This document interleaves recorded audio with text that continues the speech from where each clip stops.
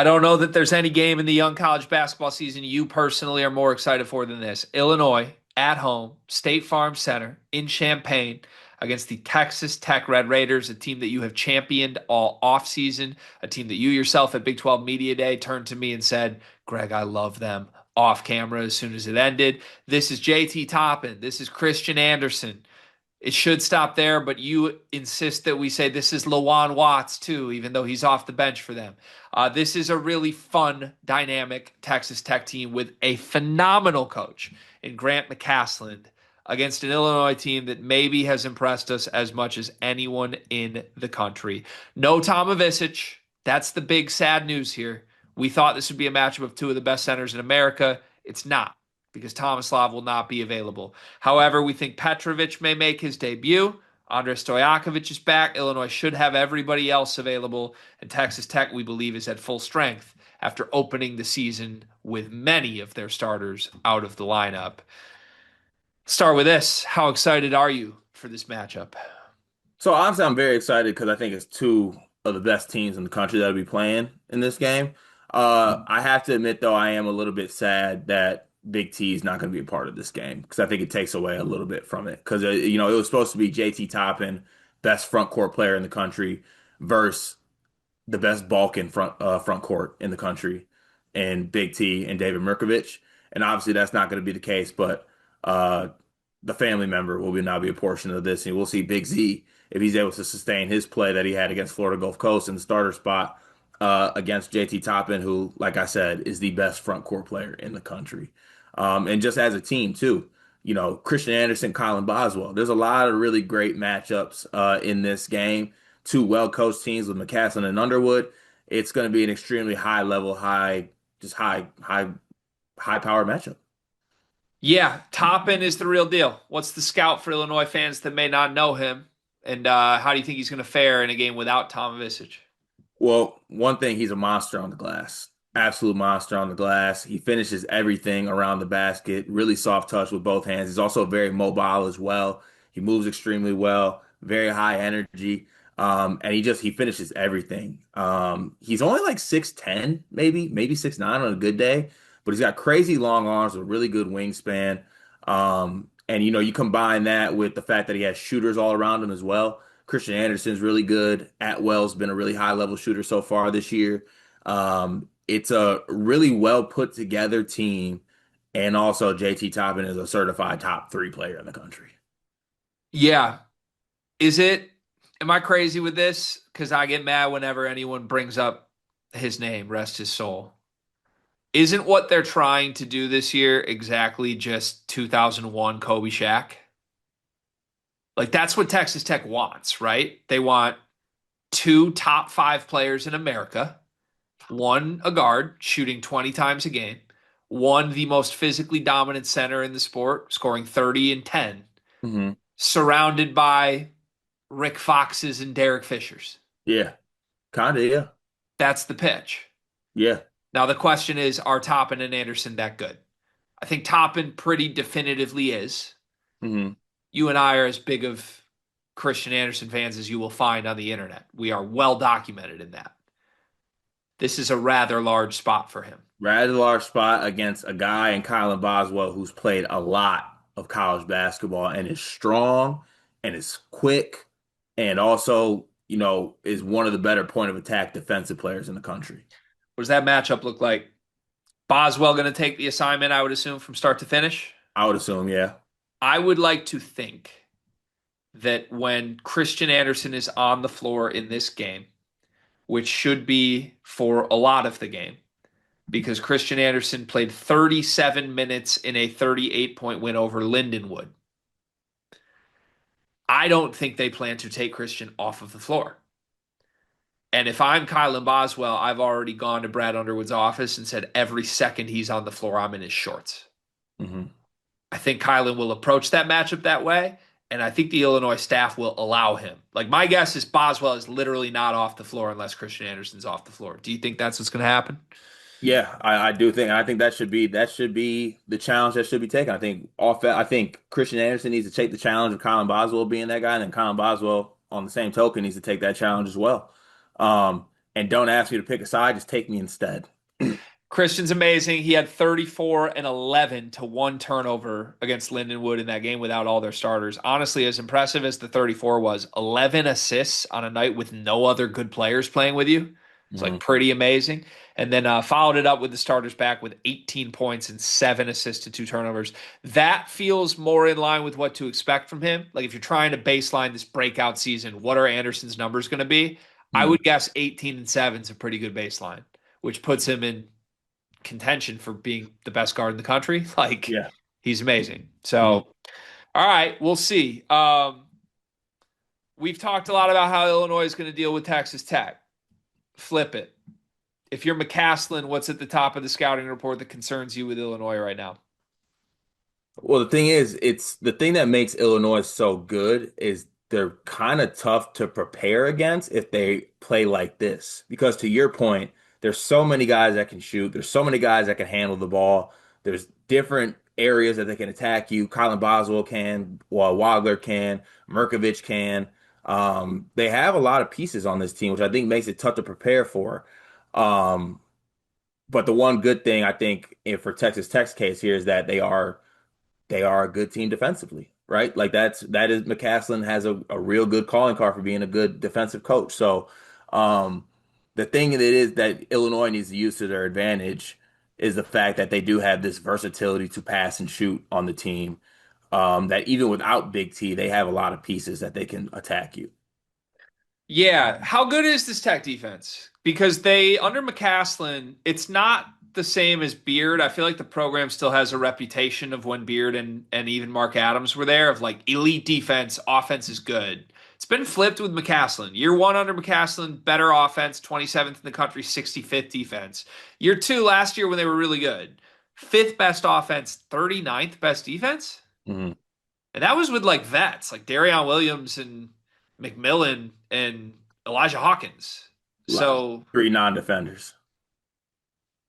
I don't know that I'd call those guys non-defenders. Not non-defender, but they're not. I think they upgraded defensively. You are giving a lot of credit to Atwell and Not not at not not at well, not at well. That's about the same as McMillan defensive wise, but Nolan Groves. I think Watts is a better defender than Watts is Darion just Williams. Watts not isn't even in that role right now. Right? Yeah, he's Like, coming back from injury. He's a better defender than Darion Williams. okay. I guess just put me in the bucket that doesn't think this Texas Tech defense is all that tough. I think they're good, but like I mean Christian Anderson can only do so much. Atwell's a non-defender. I think they were way vettier last year, bigger last year, and had a 39th ranked defense. Like I think McCaslin wants elite offenses with good, not great defenses. Yeah, did I say elite defensive coach? I don't know what the All right, semantics were. I might have took it too far with the elite. I think he's a good defensive coach. I'm not trying to semantics you. I am just trying to make my point that Illinois is a team this year that will make good defenses look bad and great defenses look average.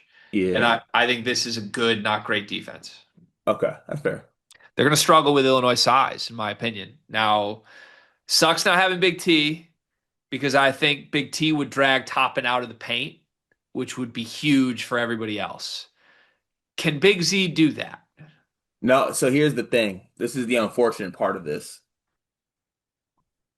And because I'm not a stats and research guy, I can't pull this number out of here, but this is just my memory, which sucks. Just throw it out there, by the way. I don't. Toppin is going to have Big Z with two fouls before the first media timeout. And that's when panic sets in because who's your backup center? I love Merck with all my heart. He ain't got shit for JT Toppin. I'm sorry. Not on the defensive side of the ball. We sure? Yes, I've never been more sure of anything in my life. Merck might have two fouls right after that. Isn't Merck crazy enough to take on that? Oh, yeah, mentally, I think he's crazy enough to take it on. Okay. Credit to him for being crazy enough to take it on. That ain't gonna get you the results you want. What if, like, I mean, on the Illinois side, Brad's employed some pretty stubborn, unique approaches to games before. Could Brad approach this game saying we're going to let Toppin get 50, but we're going to take away everything else? Hmm. Do you think that could work, and are they likely to try something like that? Because otherwise, I don't know. I think you're right. Big Z's probably in foul trouble immediately. There's no backup big right now. And honestly, my biggest concern if I'm Illinois, I wouldn't want Merck guarding Toppin because I don't want him to get in foul trouble. Right. That's it. That's It's what I'm not saying. about anything else. I just want That's him to avoid that. that's the biggest, like it hurts losing Big T. It also hurts because like Big T is one of two centers on your roster. Like, is Jax just going to get minutes? Do they just go small? Who, If you go who- small, can you put House on him? on who? Mr. Toppin. Okay. Anyways, let's have a serious discussion about this preview if you don't mind. I mean, so basically, it comes like Big Z just can't get in foul trouble. Yeah, he cannot. And he's going to, in your mind. 100%. This is like when you tell the puppy, like, don't pee in the house. And Yeah, like I'm looking at I'm like, don't touch that outlet. And he looks at me and he goes, huh. Just like, and look, that's the thing. It's that he's capable of it though. And honestly, this is a big moment for him just as a player in my eyes. Just, and it's not even a production standpoint thing. It is a how he mentally approaches this game. Yeah. And hopefully the results follow, but this is a massive spot for him with the Avicic family tree on his back in honor of his brother.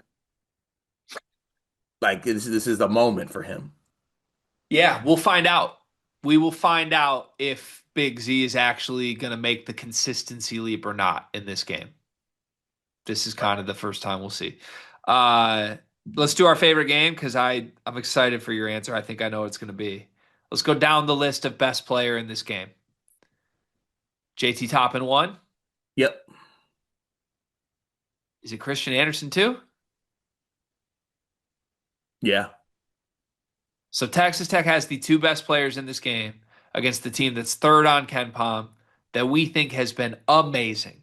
Hmm. Well, as you start listening out, I think you are naming off maybe like I don't know, multiple Illini guys. I probably named seven guys before I get to Lawan Watts, and that's So, just me. so there you go. But that is kind of the bill. It's Kobe Shaq, and then it's the 2004 Detroit Pistons. What seven are you naming before, if I might ask?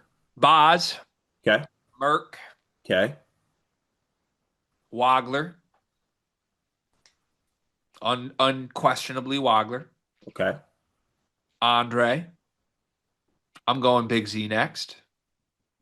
He's looked amazing. Seven might have been an exaggeration. Okay. That's fine. Petro's back. I think I'm taking Petro six. All right. Anyway. I'd take Anyway. Lawan Watts seven. Okay. And I'm thinking about Jake Davis, my guy, Jake from State Go Farm. ahead. After Greg. that, Greg would do that. I want to make it. Greg would do that. my guy. You got anything else? Any bold predictions or anything before we get to the prediction? Um, trying to think here if I kind of cover. I mean, look, I think that Big Z staying out of foul trouble is going to be massive in this game for a player that has been known to foul a lot and jump at everything because he is a shot blocker.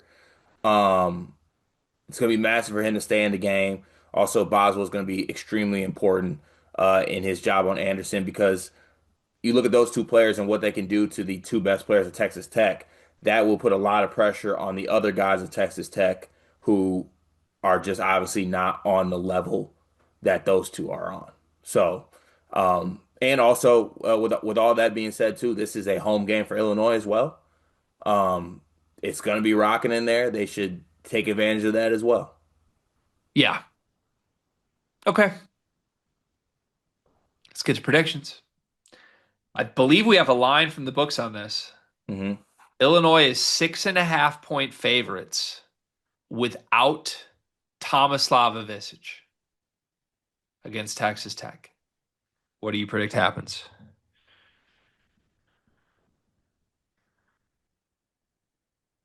That's kind of crazy to me that without Big T, that it's that big.